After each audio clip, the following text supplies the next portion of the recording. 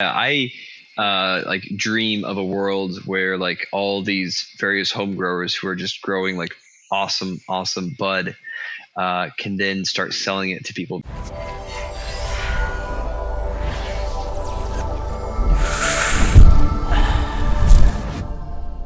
Take so long before we established like what it is we were going to do downstairs, because we had a couple of options. We've been tossing ideas back and forth and really like trying to figure out a set in stone plan for downstairs, because this whole time I wanted to go from home grower into the commercial side of things and have my weed sold to legitimate medical patients. Yeah. The more and more that I've been around and traveled to dispensaries, or the more and more I'm not seeing people getting what they're needing, right? And that's kind of disheartening, especially for me because I love this freaking plant so much and I know how much it helps.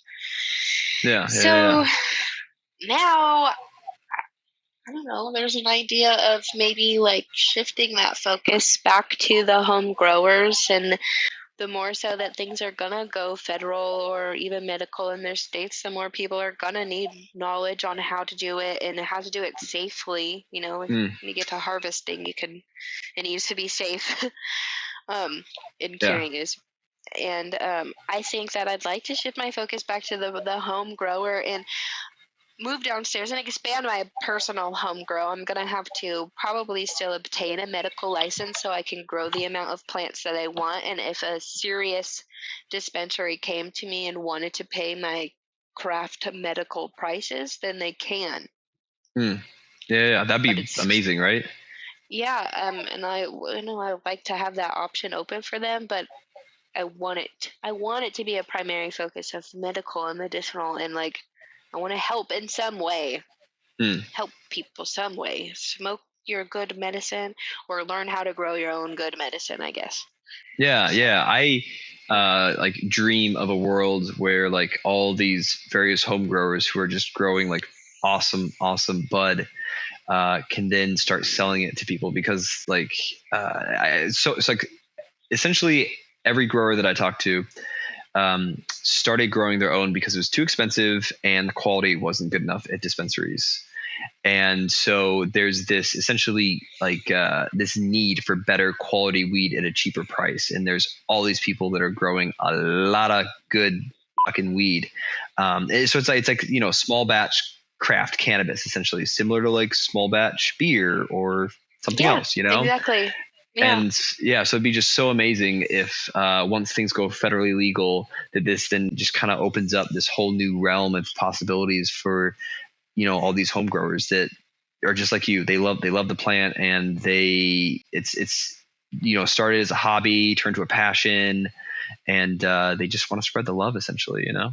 And it would be probably most definitely, because there's just all this competition then. So there's going to be better prices for the consumer, better quality. And it's just, I feel like it'd be like way better. A big win for the consumer. It'd be a huge win for everybody. It just exactly. It's kind of mind boggling, isn't it? Like you and I get to see firsthand all of these glorious, epic plants and flowers and buds. And then you like, whoa, okay, well, this is what I expect when I go to the dispensary, you know, and you go to the dispensary and you're like, what the fuck is this dusty, crusty shit?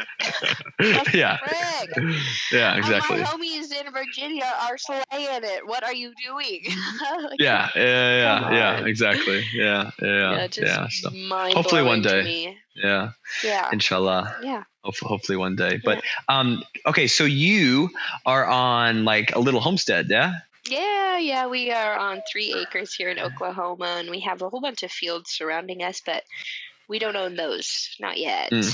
One day, maybe, hopefully, we'll get to buy some more acres around us, but 3 acres for now. Yeah, and what's like? When did you like? Has it always kind of been a homestead, and has that always been something you and the mister have been like something you're into? People usually typically say you and the missus, but you and a messenger. His name is Jay. You can just call him that. Hey, Jay.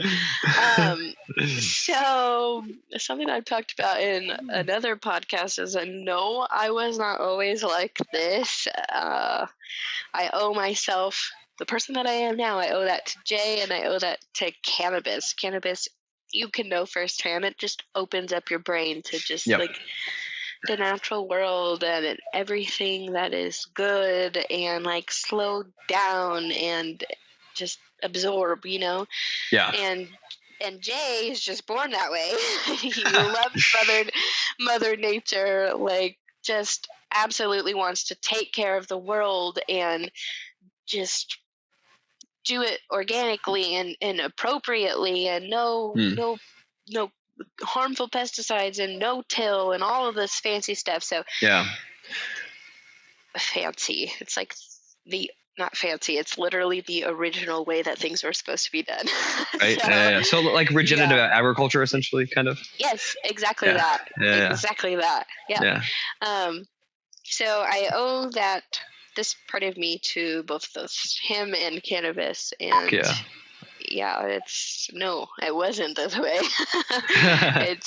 It's been 3 years now of really like completely just changing, you know, changing everything, your perspective, your physical, like what you do on a day to day and what you use and what you don't use, and not littering, and like just, you know. So it's definitely been a journey, and I guess as with everything, what's some of the goals for the homestead? Are you guys like, you have a horse, you have chickens? Is there anything else? Any other animals? Oh, that was the question you asked me. See, I'm good at this off-topic thing.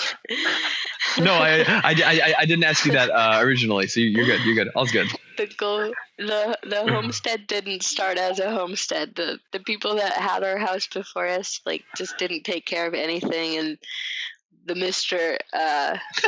Moved in here before we met, and he completely renovated the outside. The grass was taller than the windows. Holy you couldn't shit. even see inside of the house. Just took down everything, and then, you know, we have goals for the homestead. We have recently planted, I think it was 13 different fruit trees. Hell yeah.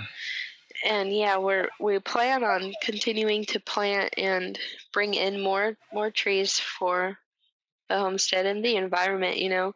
Yeah. People knock shit down all the time, but we killed off a large portion of our front grass, our front yard, and made it into a garden essentially. So like we have sunflowers out there, we have grapes, we have strawberries, we have a kiwi apple tree, we have fig trees, we have just a plethora of stuff, and we wanted to get it to where we can go outside and go eat our breakfast, or we don't have to, just be more sustainable, though we don't have to depend on the state of the world.